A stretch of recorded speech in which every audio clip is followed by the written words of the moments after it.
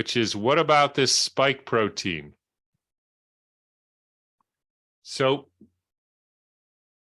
the reason this is so important is literally every day somebody sends me, well, what about the spike protein? Isn't that the bioweapon that they made? And somebody sends to our team, what about the spike protein? Isn't that the bioweapon? And every day, practically, there's some other lecture given on the dangers of the spike protein. And you get these mRNA vaccines, and they have the code for making the spike protein. And the spike protein is going to kill us all, and it does this, and it causes myocarditis. And then you go to a conference, and there's every single talk, that's exaggeration, a lot of the talks actually had people talking about something called spike protein disease. So not only now is there a spike protein, and the spike protein is the agent of toxicity, but there's a whole new category of disease called spike protein disease. Now, again, let me be clear. I am not saying by any stretch that these, quote, mRNA injections are safe, and I'm not saying they're not full of toxins of various known and unknown type. I'm talking about the mechanism, which is that you inject people with mRNA and you make them make spike protein. I'm talking about that because that is so important, because we cannot afford to go chasing after unicorns and concluding that this is the problem, and then there'll be all kind of remedies, this or that, to neutralize the spike protein and stop the spike protein from being made and bind the spike protein and test to see how much spike protein you got. And there'll be a whole industry around the spike protein. And instead of chronic fatigue syndrome and Lyme disease, we will now have spike protein disease. And nobody gets to the bottom line, which is, as I hopefully will demonstrate, nobody has ever proven there is this pathogenic spike protein. Nobody has ever shown that these mRNA injections make you make spike proteins. So let's just take a listen to one of the many examples of people blowing the whistle on the spike protein. We could confirm that the spike protein is produced in the deltoid muscles where the vaccine is administered, injected. But we could show it in almost all organs, more or less explicitly. And here you see a case where we show the testis, and you can see that in this 28-year-old man who had a healthy son and who died 140 days after injection, the spike protein is strongly expressed in the spermatogenic organ in the testis, and you can see there are almost no spermatocytes in here, but it's strongly expression of spike protein in the spermatogonic tissue. So also in elder persons, this is an old man, and you can see here's also a strong expression in the spermatogonia. There's not one single spermatozoon in this, and a strong expression of the spike protein. So if I may make a personal comment, this is not a scientific comment.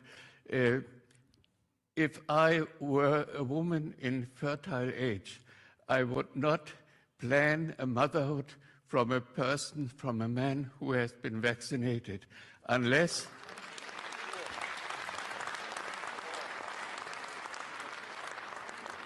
I think these pictures are very disturbing, very disturbing.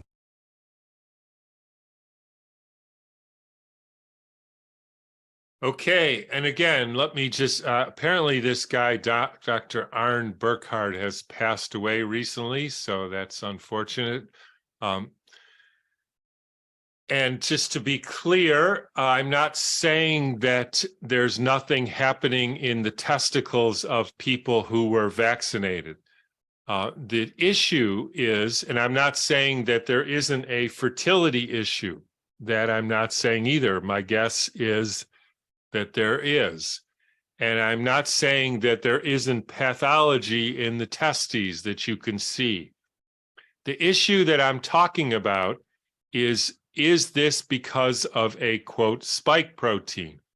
And so people might think this is ridiculous because obviously he showed us pictures of the spike protein. How can I say that those pictures are not, that he said, spike protein infiltrating into the testicles and replacing all the testicles with, or the sperm generating part of the testicles with the toxic spike protein? That is his claim.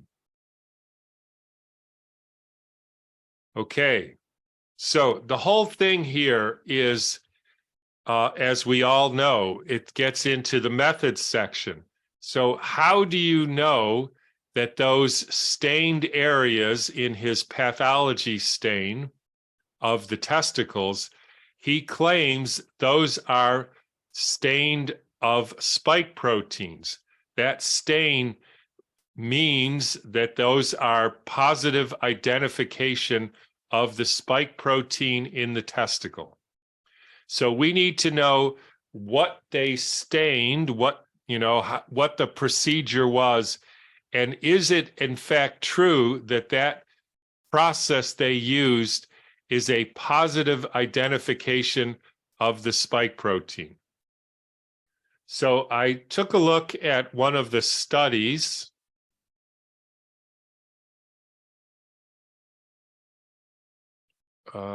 Sorry. Okay, I'm going to have to fiddle around here. Hang on for a minute. I lost my...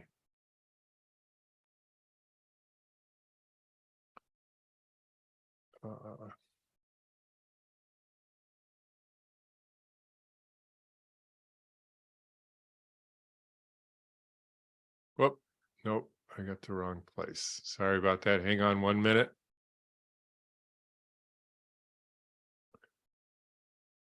Okay, yeah, I got it.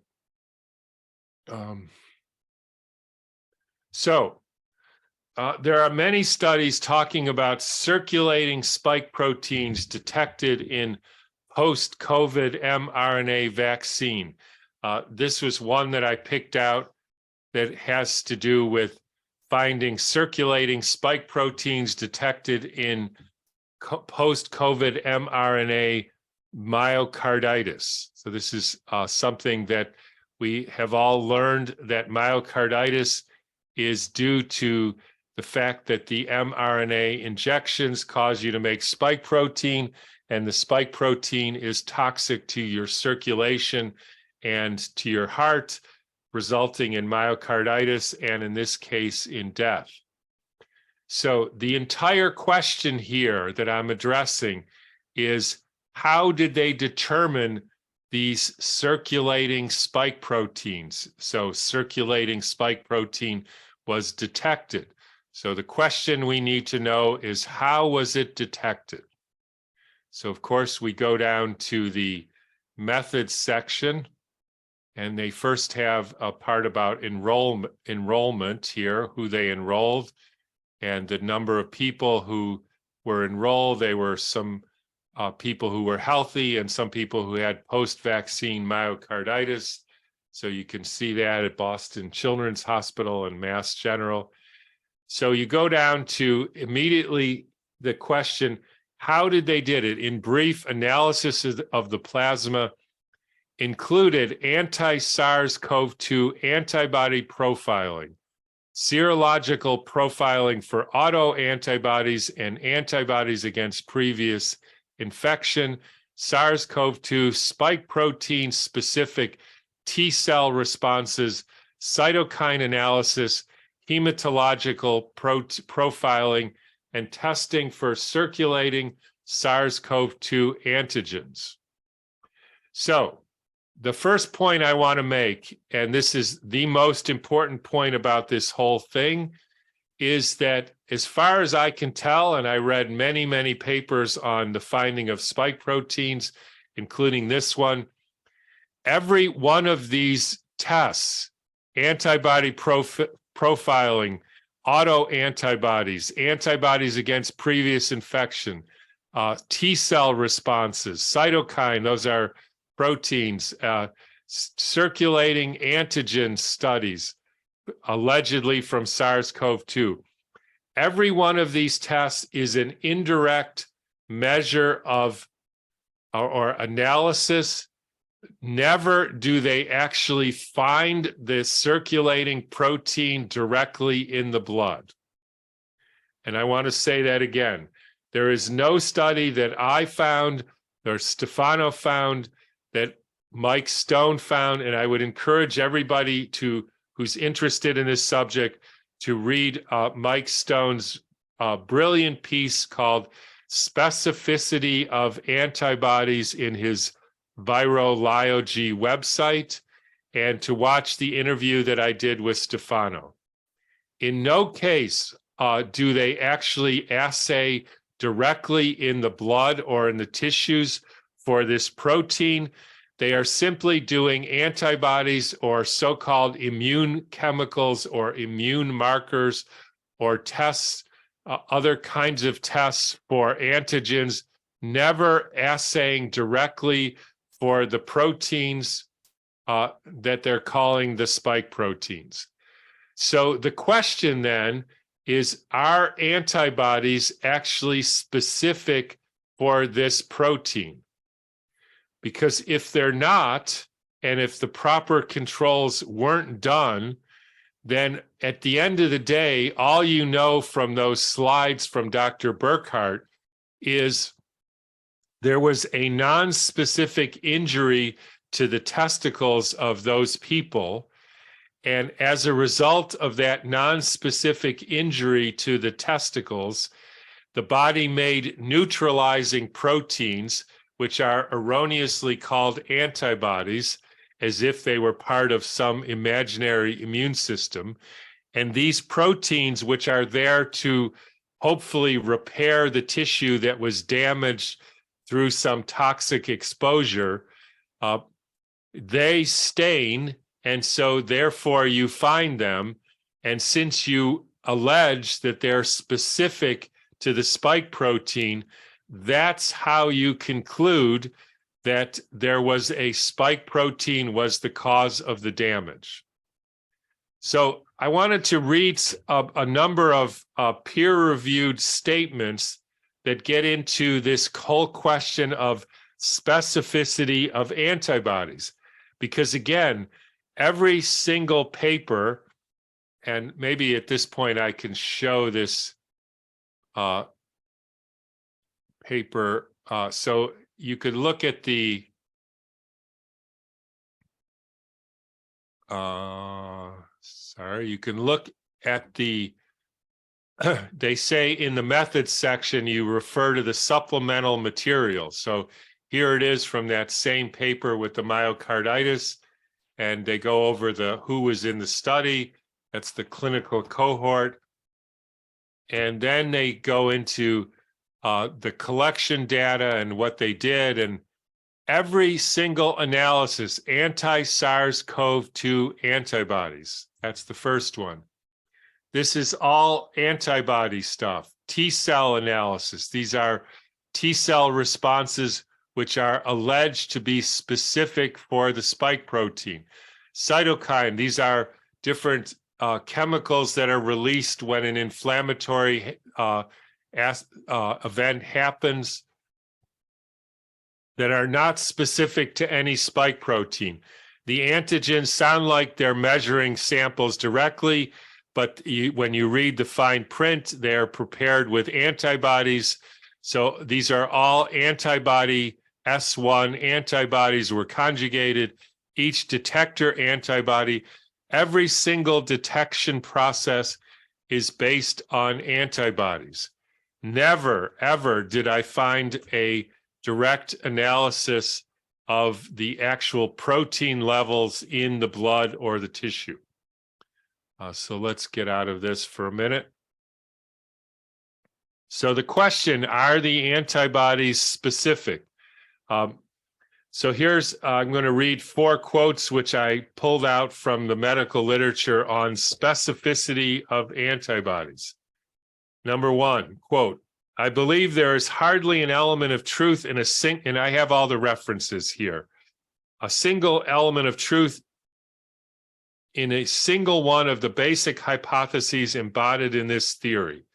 My conviction that there was something radically wrong with it arose from a consideration of the almost universal failure of therapeutic methods based on it. He's talking about antibodies. 12 years of study with immunophysical tests have yielded a mass of experimental evidence contrary to and irreconcilable with the Ehrlich theory, that's the original antibody theory, and have convinced me that this conception of the origin, nature, and physiological role of the specific, quote, antibodies is erroneous. And again, I do have the reference here.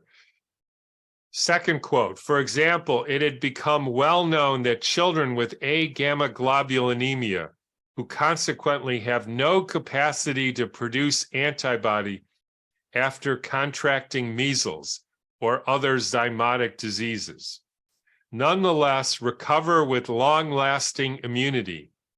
In his view, it was clear that a, quote, variety of other immunological mechanisms are functioning efficiently without benefit of actively produced antibodies. So I have a number of problems with that quote because talking about long-lasting immunity, just because you only get something once in your life does not mean you are immune to it. These could be time-sensitive, age-sensitive, situation-sensitive events. You know, 90-some% of people who get hit by lightning only get hit by lightning once. And does that mean we're immune to getting struck by lightning? At a number of workshops, I've asked people, how many people were divorced? And pretty much everybody raised their hand, including me. How many people were divorced more than once? And nobody raised their hands, which means obviously that people are immune to divorce. So that happens once, it never happens again. And by the way, it also helps not to, quote, cheat on your spouse. That helps with your immunity to divorce. So obviously it's not true that just because you go through an age-specific detoxification, you have anything called immunity. And it's obvious, as this person says, that even if there was such immunity, it has nothing to do with antibodies because they are not specific to any imaginary virus or not specific to anything called immunity. The third quote, mid-century British investigation on the relationship of the incidence of diphtheria to the presence of antibodies. The study concluded that there was no observable correlation between the antibody count and the incidence of disease. The researchers found people who were highly resistant with extremely low antibody counts and people who developed the disease who had high antibody counts. In other words, high or low antibodies had no relation to whether you would get diphtheria again. And I've also mentioned this with tetanus, including the bizarre case of a hyperimmunized person who had thousands of times the level of tetanus antibodies, and lo and behold, he still got tetanus, which is why even the CDC says you cannot assess the immune status of people with tetanus based on their antibody levels because it has no relationship. And the final quote is, the New England Journal of Medicine provide evidence for the position that immunity to disease is a broader bioecological question than the factors of artificial immunization or serology. That means looking in the blood. They summarily concluded, quote, "It is important to stress that immunity or its absence cannot be determined on the basis of history of the disease, history of immunization, or even history of prior serological determinations." In other words, the medical literature is full of examples that you cannot say somebody is immune based on their history, based on whether they've been so-called immunized or vaccinated against that illness, or whether their serology, meaning their antibody levels, are positive or not. None of that stuff tells you whether somebody is immune, because obviously the whole concept is flawed. So I thought then I would, again, like I like to do, put out a challenge to see if anybody can prove that spike proteins are made when you inject mRNA sequences into organisms like people or animals, and that these stained areas that are associated with damage, say, to the testicle, represent and have been proven to represent spike proteins. So here is how I would do that. And this is, I think, the most important part of this. So essentially, this is the challenge, and it's hopefully based on logic and reason and a sense of how you would prove such a thing. So let me say that again. First, the proof is when I take a sequence of nucleotides that allegedly codes for a protein, when I inject that sequence into an animal or a person, I get the increased or the production of a protein that is made from that sequence.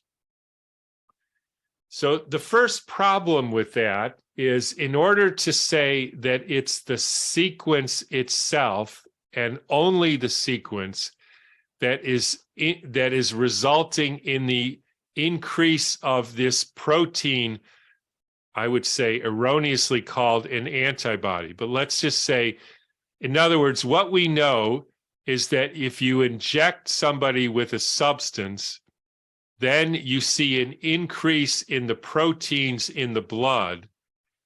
Then the claim is that it was the spike protein sequence that caused the production of a specific protein, i.e. a spike protein, to happen in the blood. The problem is, back up a little bit. The way to do that, obviously, would be to inject pure mRNA sequence of the spike protein and see if you got a pure protein that you analyze directly in the blood. That is how you would prove that. Let me say that again. You would take only the mRNA sequence that you allege is for this protein, inject that alone, not mixed with anything else, and then assay directly in the blood for the protein that corresponds to that sequence. Now, the problem is that has never been done. Why not? Well, the proponents of this theory that the mRNA is causing the production of the spike protein would say, well, Tom, that's ridiculous, because if you inject pure mRNA into somebody, it gets degraded basically immediately or quickly. It will never get into the cell. And so that is no way could that possibly result in the production of that protein. And I would agree with that.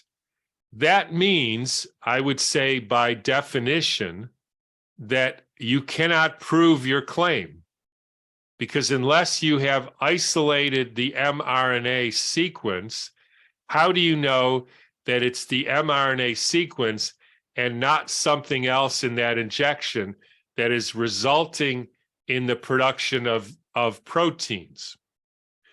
Now, what's even more interesting about this is everything that they have to put into in the same vial, in the same shot, in the same injection with these mRNA sequences is itself toxic to the tissue and causes an inflammatory response. That's like the adjuvants that they put in the childhood vaccines. And over the years, many people have asked me, why don't they put safe things in the vaccines? Why don't they put broccoli or vitamin C or God knows what, saline into the vaccines along with the antigen, the immunogenic part, in this case, along with the mRNA sequence? Why can't we make safe vaccines? And the reason is because it's exactly those toxins that they add to the vaccine which either cause or accentuate the inflammatory toxic response, which results in the production of antibodies, i.e. proteins. And so if you put things that were safe in there, like vitamin C maybe, or broccoli or DMSO or something, you wouldn't get the production of proteins. Therefore, you would say the, quote, injection, the vaccine didn't work. That's why there is no possibility of making a, quote, safe vaccine. That's also why, because in the COVID shots, you're talking about, lipid nanoparticles and PEG and all kinds of things known and unknown, all of which are toxic, inflammatory, and causing irritation and breakdown of the tissues, and probably migrate to all different areas, including the blood vessels and the heart and the testicles and the adrenal glands and the ovaries, because that's what toxins do. And so you can't separate whether it was the toxins that did it or the sequence. And here's what's interesting. So somebody could say, okay, well, how can we prove it? Simply do this, which I've never seen in all of the papers that I've analyzed. Inject all the components of the vaccine or the COVID injection, but not the sequence of mRNA that supposedly codes for the spike protein. So put in the lipid particles, the hydrogel, the graphene, if it's in there, all these other toxic elements, the aluminum, the mercury, etc., the formaldehyde, the antibiotics, the monkey kidney cells broken down, the fetal bovine serum remnants, put all that in, and don't put the mRNA sequence, inject that in, and then do the same antibody assay in the testes and in the myocardium and see if that lights up.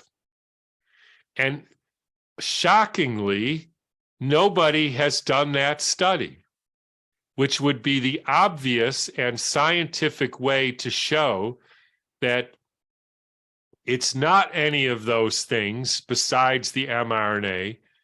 If you obviously can't make the mRNA sequence do anything, which they can't, and they have to mix it with toxins, which they always do, same with the childhood vaccines, same with the COVID shots, let's do all the components except the antigen part, except the sequence part, and see what happens. And the only time that I know that was even attempted was one small study by, I believe it was Merck, with the HPV vaccine, where they showed that 3 or 7% of the people who received, the women who received the HPV vaccine, developed autoantibodies, in other words, antibodies. And then they actually did this kind of control that I'm talking about.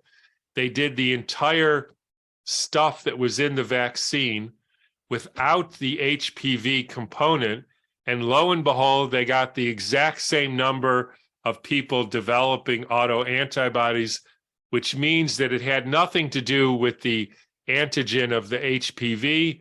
It had everything to do with the components of the vaccine and the cell cultures and all the other toxins that they add. So until I see that study, there is no evidence that it's the mRNA that's turning into protein that's causing the damage or that's even staining. How do we know it's not just damaged tissue that is staining? The answer is, until they do that control, we don't know. And again, if you don't inject the toxins, then no, quote, antibodies or proteins are made. And so that tells you that it's likely these other stuff in the vaccines, not to say that injecting mRNA is good for you. It's probably not, and that may be some component, but that doesn't prove that it's the source of the staining. The other thing that would demonstrate that this is a specific mRNA sequence that is turning into a specific protein in the blood, in the cells, that then is causing the damage, is why don't in any of these studies, in all the ones that I read, I've never once seen this. I don't think Mike has ever seen this, and Stefano categorically said he's never once seen this. Why don't they do a control by doing the exact same components of these COVID shots or any childhood vaccine, and instead of the mRNA sequence for the spike protein, switch it to a different mRNA sequence? So now we have not only the toxic components of the vaccine, we also have a toxic mRNA sequence, but this time not one that allegedly codes for the spike protein. So you inject all the components of the injection, all the formaldehyde and lipid stuff and hydrogels and graphene, whatever else is in there, and a completely different mRNA sequence, and then do your same antibody studies in the testes, in the myocardium, and see if it lights up. Because if it does, then obviously this sequence was not specific for anything that's causing the tissue to light up. Therefore, it's not because of the sequence turning into a protein that's lighting up. It's because you've simply poisoned the person. And then finally, and again, we all know that the point of science, if you're a true scientist, is to prove yourself wrong. So I'm describing the ways that you would prove to yourself that we're not dealing with a specific mRNA sequence turning into a spiked protein, which is bound specifically like an antibody. What I'm saying is you haven't demonstrated that. The first way is inject it without any sequence. The second way is to change the sequence. And the third way is to do all the components of the injection, the spike protein sequence, and then use a different antibody, an antibody which allegedly doesn't bind with the spike protein, but would still light up if some other non-specific injury is happening in the testes or in the myocardium. Those three are obvious studies that should be done.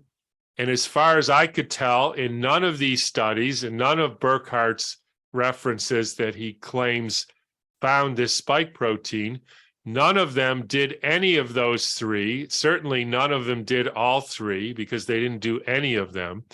And so we're left with no information, no way to prove the claim that that sequence is the cause of making spike proteins. All we know is that there are, when you inject somebody with non-specific toxins, including non-specific sequences of nucleotides, you get proteins made by the body which bind to some of the proteins made by that inflammatory response, and they light up in different areas of the body, and those areas of the body are not functioning well. They're sick because of this inflammatory response, and that is all you can say. And until anybody does real science and does those three studies that I mentioned, you cannot say that there is even a spike protein and that the mRNA sequence is coding for the spike protein. So just to reiterate, the three studies that would need to be done, which are never done: one, do the injections without the sequence of mRNA. Number two, change the sequence of mRNA and see if you get the same damage and the same antibody binding. And number three, change the antibody to one that's supposedly not specific to the spike protein and see if you get the same lighting up of the tissue. Because until you do that, you have no way to say that there is anything called a spike protein made by that mRNA, or that the spike protein is the source of the damage. So I will wait patiently for somebody to send me that study where those three things have been done, or maybe if that hasn't been done, those three will be done, so we can all put this to rest. And my guess is we're going to conclude, as I've said over and over, that basically all that's happening is they're poisoning people once again with injections of a cocktail of poisons, which creates damage in the tissue, which makes you make proteins to try to neutralize the damage. None of it is specific. None of it proves that sequences get into cells and make proteins. That whole mechanism is a bunch of hooey. All we're talking about is good old-fashioned poisoning, destruction of the tissue, and your body trying to repair it.